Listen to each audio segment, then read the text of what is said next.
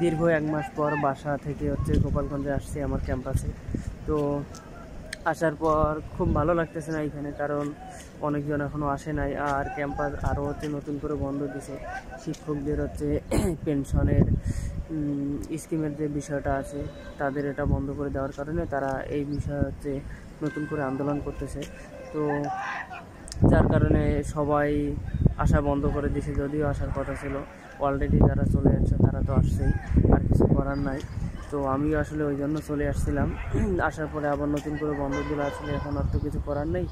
তো যাই হোক, এভাবে থাকতে হবে। আশেপাশের দোকান থেকে শুরু করে কোনো কিছু এভাবে খুলে নেই, যেহেতু আমাদের কেউ আসে না এখানে, স্টুডেন্টরা নাই ক্যাম্পাসে। হয়তো বা এই ঝামেলাগুলো শেষ হলে সবাই আসবে, যখন ঘোষণা দেবে যে ক্যাম্পাস চালু হবে তারপর আসবে। কিন্তু তার আগে আসলে এইভাবে ক্যাম্পাসে থাকার ইচ্ছা করে না। তো দীর্ঘ 1 মাস বাসায় কাটাইলাম। বাসায় ভালোই কাটছিল, সবার সাথে আড্ডা দিচ্ছিলাম, পরিবার বন্ধুবান্ধবের সাথে এখানে ওখানে ঘুরতেছিলাম, খুব ভালো সময় কাটছিল। তো ক্যাম্পাসে আসলাম। আসার পরে এখানে আমার রুমে আমরা 4 জন আছি।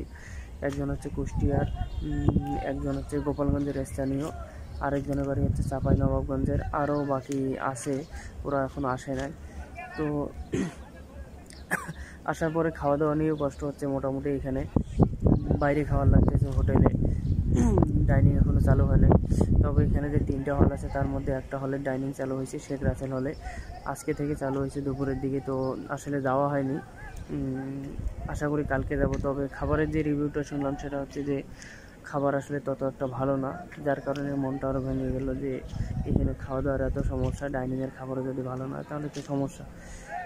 তো যাই হোক, এইভাবে আসলে দিনকাল কাটতেছে, শুয়ে বসে দিনকাল কাটতেছে, পড়াশোনা করতেছি, চাকরি বাকরি প্রিপারেশান নিতে হচ্ছে। তো পড়াশোনা ছাড়া তো আসলে প্রতিনিয়ত পড়াশোনা করারই লাগবে। যাই হোক, তো আজকে আর 2 জন আসবে আমাদের জেলা থেকে, খুব কাছের ভাই ব্রাদার আমার। ওরা আসতেছে, ওরা আসলে আরও ভালো লাগবে।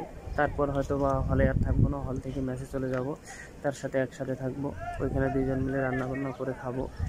তো ওইখানে আসলে রাইস কুকার আছে আমাদের, আরও হচ্ছে হিটার আর কি জানি আছে, এখানে ইন্ডাকশন আছে, এগুলোতে রান্না করে খাবো। তো যাই হোক, সমস্যা নেই। ও আসলে 2 জন একসাথে মিলেমিশে থাকবো, খাবো দাবো। আর আমাদের কিছু কাজ আছে, সেই কাজগুলো করব, মাঝে মধ্যে পড়াশোনা করব। আমার একটা এক্সাম বাকি আছে, সেই এক্সামটা দেওয়ার লাগবে। তো এইভাবে আসলে দিনকাল কাটানোর লাগবে, কিছু করার নেই, যেহেতু ক্লাস পরীক্ষা সব কিছু বন্ধ। তো বেকার সময় আসলে কাটাইতে হচ্ছে। যাই হোক, আরও একজন ঢাকায় আছে, মামুন, ও আসবে কয়েকদিনের মধ্যে। ওর যদিও আসার কথা ছিল, কিন্তু ওর বাবা অনেকে আসতে দিতেছে না, যার কারণে আসলে সে আসতে পারতেছে না। তো সেও ট্রাই করবে খুব তাড়াতাড়ি আসার, কারণ আমাদের অনেক কাজ আছে, সেই কাজগুলো করতে হবে। আর এভাবে দিনকাল যাচ্ছে, কিছু করার নেই। খারাপ লাগুক আর ভালো লাগুক, এখানে থাকতে হবে। অনেক দিন বাসায় থাকলাম, বাসা থেকে আসার কোনো ইচ্ছে করতেছিল না, কিন্তু আসার পরে তো আর এক অবস্থায় বললাম এখানে। এটা আগে জানলে আসলে আসতাম না, একটা পরীক্ষার কারণে আসলে এখানে আসা। তো এই এত দূর রাস্তা আসলে আসতেও খুব কষ্ট হয়। আবার এখন ক্যাম্পাস বন্ধ, এখন যদি যাইতে চাই আবার কষ্ট হবে, জার্নি করে যাইতে হবে, আবার আসতে হবে। আসলে ইচ্ছে করে না এত দূর রাস্তা যাওয়া আসা করতে বারবার, যার কারণে আসলে আর বাসা দেওয়া হবে না, এখানে থাকবো। পড়াশোনা করতে হবে, যেহেতু পড়াশোনা শেষ, চাকরি বাকরি প্রিপারেশান নিতে হবে। আসতেছে অনেকে, মোটামুটি আসতেছে, 2-1 জন করে আসতেছে ক্যাম্পাসে। আশেপাশে রুমগুলোতেও আসে 2-1 জন করে মোটামুটি। তো এই বন্ধটা হওয়ার কারণে আসলে সবার আসা পিছাই গেল, না হলে অনেকেই আসতো। এখন আর কেউ আসবে না পরবর্তী ঘোষণা না দেওয়া পর্যন্ত। এখন দেখি আসলে কী হয়, কিছু করার নেই, এইভাবে দিনকাল কাটাইতে হবে। খাওয়া দাওয়া, পড়াশোনা আর ঘুমানো ছাড়া কিছু নেই।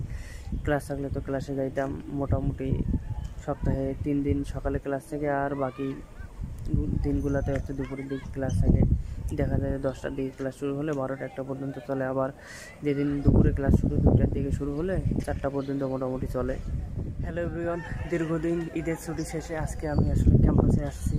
আমি ক্যাম্পাসে আসছি হচ্ছে 19 তারিখ রাতে উঠছিলাম, মানে হচ্ছে গত বৃহস্পতিবারে।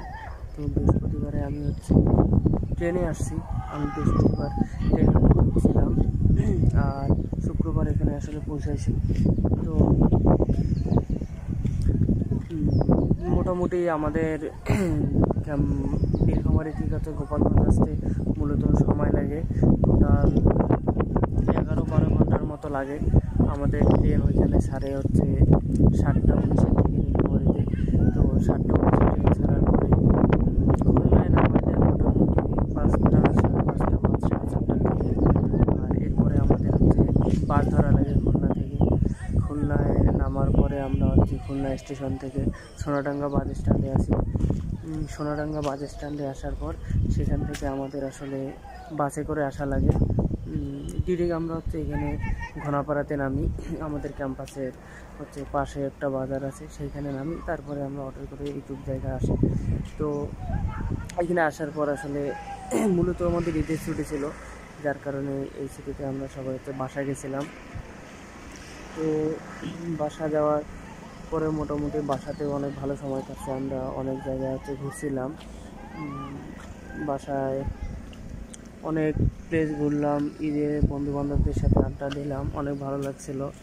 তো আসার সময় খুব খারাপ লাগতেছিল যে আসলে, তো এখানে আসার পর বাইরেই খাইতেছি হোটেলে, ডাইনিং এখনও চালু হয়নি। হোটেলের মামার সাথে সম্পর্ক ভালো, যার কারণে খাওয়া দাওয়া নিয়ে তেমন একটা সমস্যা নেই। এখানে আবার বাইরে থেকেও খাবার দিয়ে দেয় একজন। তো যদি চাই বাইরে থেকে এক মামা খাবার দেয়, তার কাছ থেকে খাবার নেওয়া যাবে। যদি আর মিল চার্জ আসলে তার কাছে 50 কি 55 টাকা নেয়। আগে যখন শুরু করছিল তখন আসলে 40 টাকা শুরু করছিল, এরপর আস্তে আস্তে রেট বাড়ছে। আসলে সব জিনিসপত্রের দাম বাড়ছে, যার কারণে উনিও হচ্ছে দাম বাড়াই দিয়েছে, কিছু করার নেই। সব জায়গায় এখন মোটামুটি সেম, তবে ডাইনিংয়ে খাইতে একটু খরচ কম লাগে, মোটামুটি 40-50 টাকার মতো লাগে। তো এইভাবে খাওয়া দাওয়া করা লাগবে, আর পড়াশোনা আমাদের যে কাজটা রেগুলার করা লাগবে, এইভাবে দিনকাল কাটতে হবে। তো ঠিক আছে, ভিডিওটা এ পর্যন্তই।